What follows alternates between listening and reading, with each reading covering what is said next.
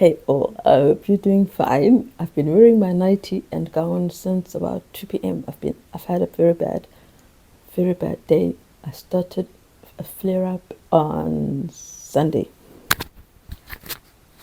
Sorry, I had to check it's on Sunday or Sabbath, in fact, and just been getting worse. So I'll move quickly through the ankylosing spondylitis stuff because it's not nice at all. So I'm really worried about my neck. Like, I can't describe the fear I have about my neck. I feel like I've been living on borrowed time because the very first time I saw the rheumatologist and she tested the stiffness of my neck. And she feels here and she sees how your body moves when you move your neck only. And from that time, she was shocked that I could still reverse, like just look behind me to reverse.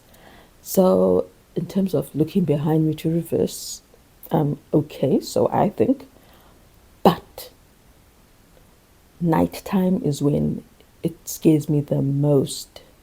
Or days like this where it's just all over pain. Nighttime is when I really, really worry that I'm going to end up with a frozen neck. And then how will I look down? There's a lot you have to do to bend in your neck, like doing your toenails, cutting your toenails, all of that. You need to be able to move your neck properly. So it's scary. It's really scary. Why am I scared about my neck specifically? I tried to sleep. I fell asleep on my stomach because other positions hurt. So I fell asleep on my stomach with my neck like this. It wouldn't stay like this. It was like I was trying to force it into doing something unnatural. It is painful to lie on my stomach with my neck turned. It's too much force, tension. And that is scary because I roll over in the night and then I find myself in pain. Some nights I end up on my back and then whatever nerve gets pinched, and then I'm paralyzed on my side. Again, it's just the top half. It's scary. I lie on my side and my neck is more painful. So really what's really worrying me is that the neck pain is increasing as well as the stiffness. And that's besides all the other bones. Today, even my hands were just sore and stiff. It was like I was just dragging my body, and I still feel like I'm dragging my body.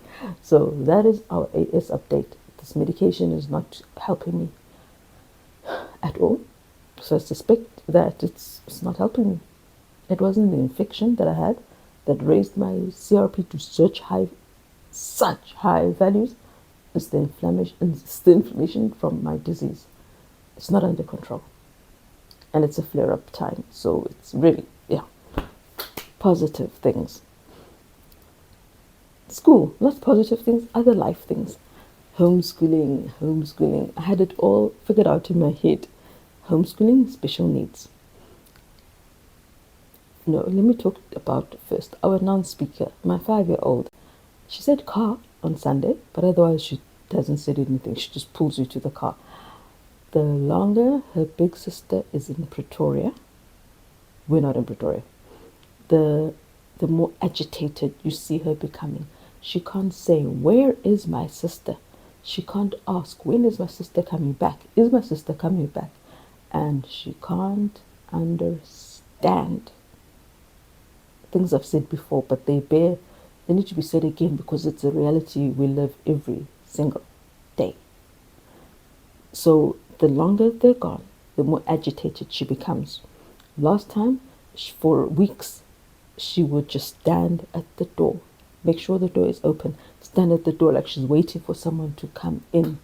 It took us 2 weeks for me to say, wait a minute, what if she's looking for her siblings to come in? And ever since February, that's when she started wanting to be out in the car more.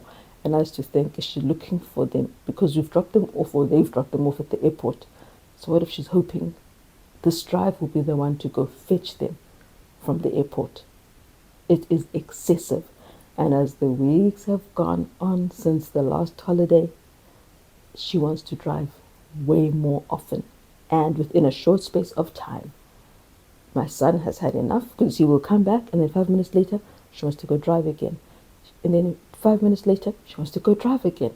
And then the third time this afternoon, around 1 o'clock, 2 o'clock, I said, okay, I'll drive her. I took her. 5 o'clock, she drove, came back. Drove again, immediately, came back. Third time, her brother was thinking, I can't do this, but I couldn't. But my body is just too sore. So just gave her her medication and said, because it please, just for the last time. Usually at this time, it's her last time, and then she will relax and just run around. She didn't. They got back, and she wanted me to drive her again. 4 times we are finishing electricity, fuel at a rate of knots. This is not sustainable. I don't know how to help her. I really don't know how to help her. I don't know the solution. OT, she lasted 15 minutes. So you see what I mean? It's not like I could say, I'll find a school and then she'll just be there all day. She won't. She won't. I love our new occupational therapist. She follows the lead of the child. Our previous occupational therapist attempt with her, she wanted the child to be there for the whole 45-minute session. My child is afraid of the doctor who she knows. She wants to leave as soon as she's been examined, which she already is. Don't touch me, why are you touching me? She wants to leave. So now to just be there with a brand new person for 45 minutes, no, she couldn't stand it. It was torture. Crying, wanting to be picked up multiple times, my back breaking. But this OT, she cares. She hadn't warned me about the stairs. I don't think she really knows what AS is anyway at the time. So I had told her that I've got AS and I won't be able to attend all the therapy sessions because she likes to be with the child. She wants the parents to be there. But I said, okay, we'll record and my son will be there. And she knew that I have AS. But for the first meeting, oh my word, it was hell. I haven't climbed upstairs in a long time. By the time I got to the top of her short flight of stairs, my leg wanted to just collapse under me. It was shaking. I couldn't. I thought I was going to fall. I had to hold onto the wall for support. So she said, next time, for the feedback, we can meet at a coffee place or online so that I don't have to climb her stairs. It's those little things where someone is saying, I see you and I want to make life easier for you. It is rare. I will tell the whole world, it hurts my shoulder extremely hurts my shoulder. It hurts my shoulder excruciatingly just to mix a bowl of porridge for one child. But no one will say, okay, you know what? You go rest. I'll make the porridge for the children. No one says that. But someone like her, she would definitely tell me, don't worry about the porridge. And that matters to me because, man, do I need a village right now. So we'll do that, and she'll have 4 sessions with her, diagnostic sessions. Yes, following the lead of the child. Go to Belinda in Parklands. Look for Belinda, DIR, floor time practitioner, occupational therapist. She's actually fully booked, so don't look for her. But when our child, at around 15 minutes, she went to her brother. She'd been fine all along. Amazingly fine. She even smiled for the first time. Meeting some stranger, she smiled at her. That L-theanine stuff is making such a positive difference. She actually smiled and looked her in the eye twice. A stranger. When even with her pediatrician, who she's been with for years, she would want to leave. I haven't taken her back since before we did L-theanine, so I don't know how she would act now. But she smiled at a stranger. That is big for her. And she lasted 15 minutes, not playing with my son, playing with the stranger or next to the stranger, following the stranger's lead. It's going into a ball pit in a swing, which she'd never done before. And you'll see in this section, she's scared. It's shaking, it's moving, and there are all these balls, and she didn't cry. That is big.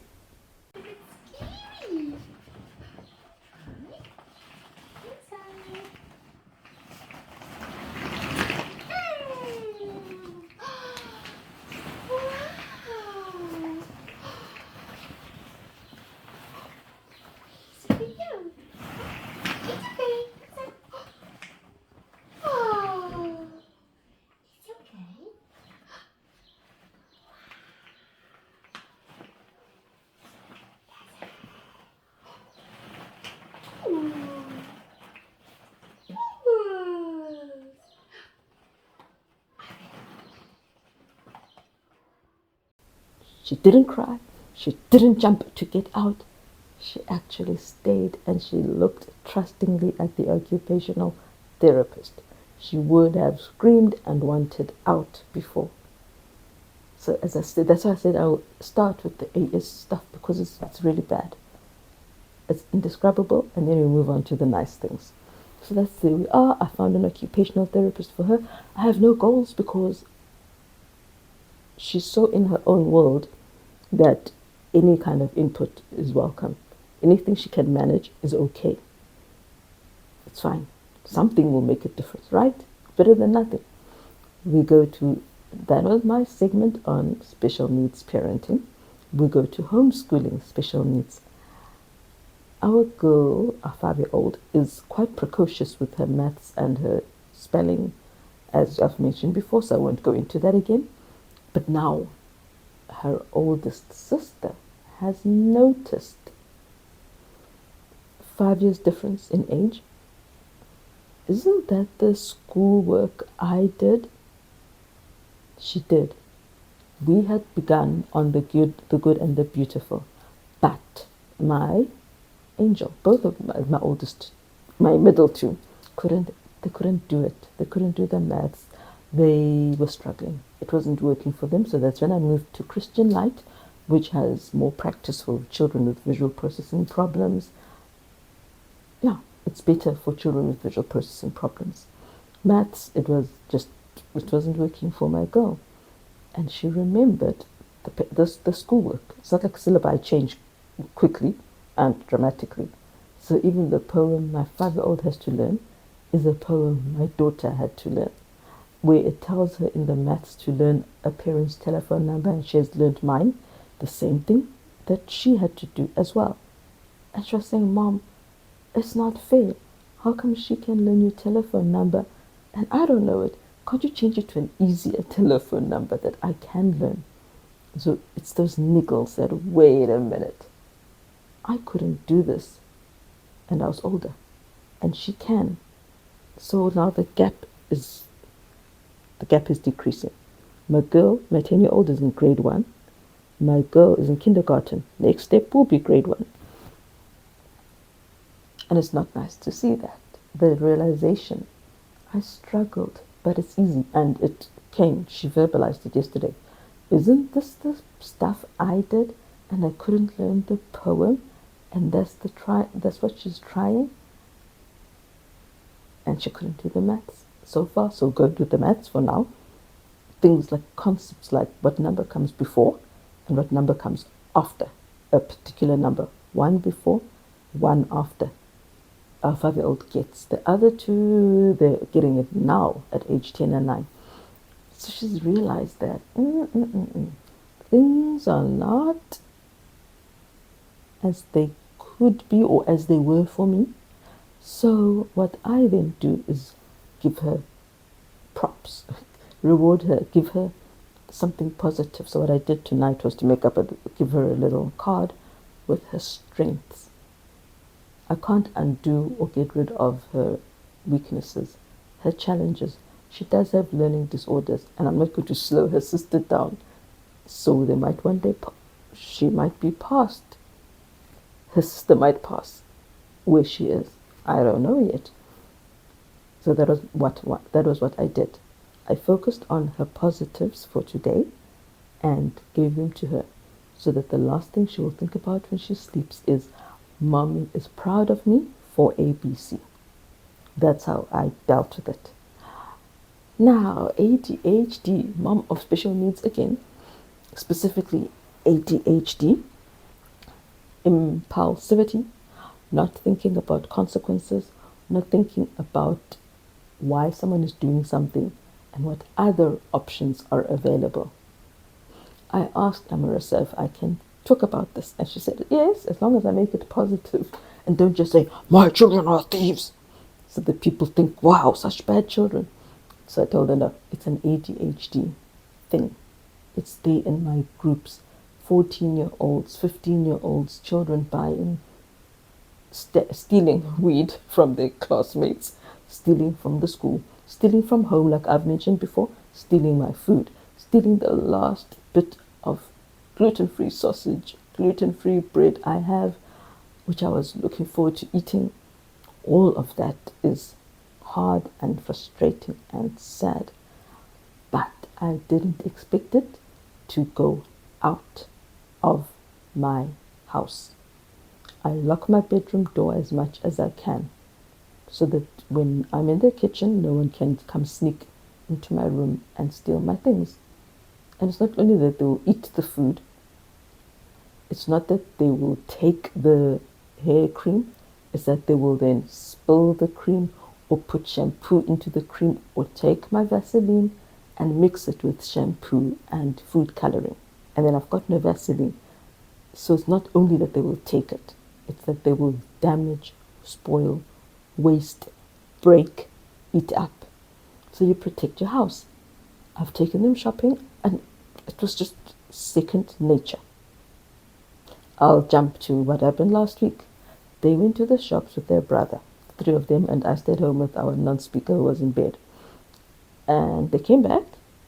They'd gone for treats. Imagine the irony.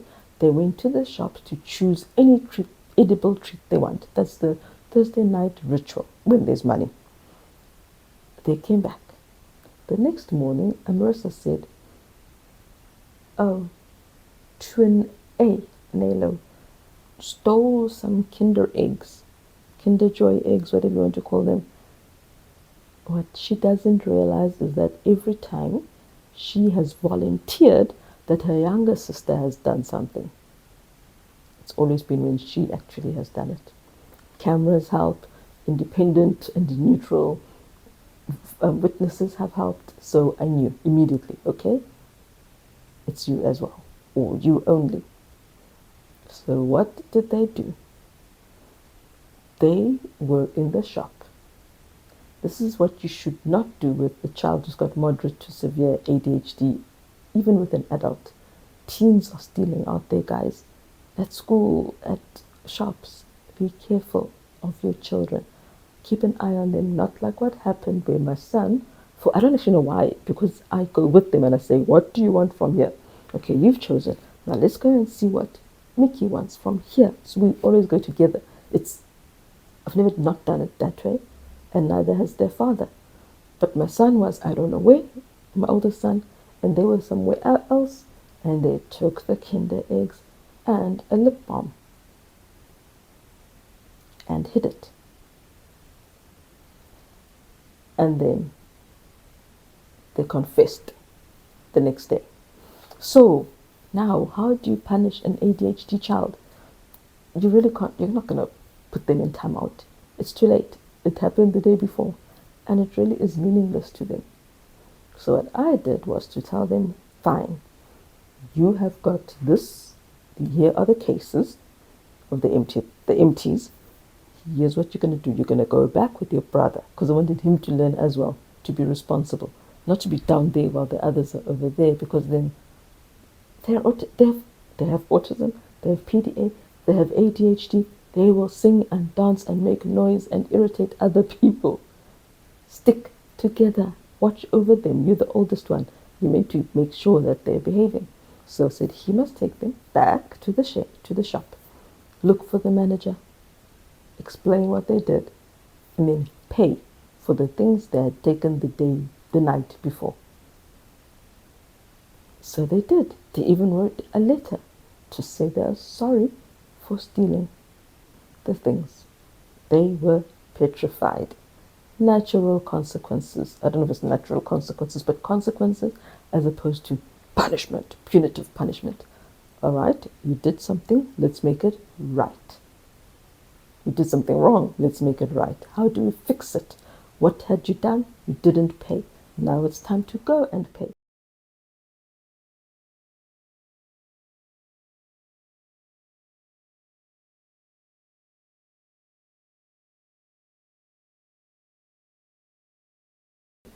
And you must go because you're the one who did the wrong thing. So they went. My 5-year-old was so scared. Are they going to call the police? Are they going to arrest us? I told her, no, they don't arrest 5-year-olds. They went to the shop, they handed over the letter, and everything was fine. Even got hugs from the cashier after the manager showed the cashiers the letter. They got a valuable lesson in how bad stealing is and how traumatic it is to go and confess. And they got forgiven. They were forgiven by the manager who told them it's okay, because he could tell how scared they were. And more importantly, my son also learned that if he ever goes to the store with them again, he needs to stay with them. And of course, because they can't behave at the store, I've banned them for a while from going to the shop. And I remind them, because you didn't do what was right, next time you go, hopefully you will remember. Yeah, let's hope for the best, folk. ADHD is hectic. It's the impulsivity. They're not planning. They're not thinking. They're not thinking about the impact on other people. As long as I get this sugary treat, which I've never even bought them, and that was their excuse. We'd never had it before. So yeah, that's what happened last week. My girl was a thief. She kept wanting me to add her own voice and record her for the video. So here's a snippet. Easily put it in your sock. And when I keep stealing some scissors and things. So you're saying because you got used to stealing here at home, yes, without getting into trouble. You know what? Now you didn't get into trouble. We did. Now I'm not scared of stealing anywhere and anywhere. Because the consequences aren't very terrible. They're not frightening. Yes. So do you think we should have beaten you? No. And my girls were thieves who went and returned the goods or paid for them. So that's where we were. That's where we are with our week, with our special needs life. I feel like I've got something else to add. If I do, I'll put it in the pictures and add some words as I always do, a voiceover. I just needed to say hello. It's been a long time since a normal random update. So I just wanted to add that we're still fine. We're still trying, still have the same struggles, the same worries. There's always, but we also have new challenges that are not totally unexpected. Yeah. The very next day when their father was back, they told my 5-year-old, went to him so happily, have you ever had a Kinder Egg? We stole from the shop. Mommy was very angry. At least you could tell I was angry. You don't need to yell for the children to know you are displeased. Not a voice was raised, but they could sure tell Mom was not happy. So I hope that we'll be able to do that. If we shout, we dysregulate them even more. They shut down. It's not worth it. Right, people, that is our week, I think. Good, bad, indifferent, learning as we go. I hadn't realized ADHD and stealing were quite common until I went to look up shoplifting in the group because, yeah. And I saw the same struggles. So that's why I'm sharing it. It's for people to know they're not alone, for others to be aware that this is something, what ADHD can include.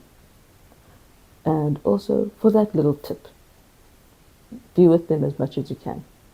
Keep an eye on them.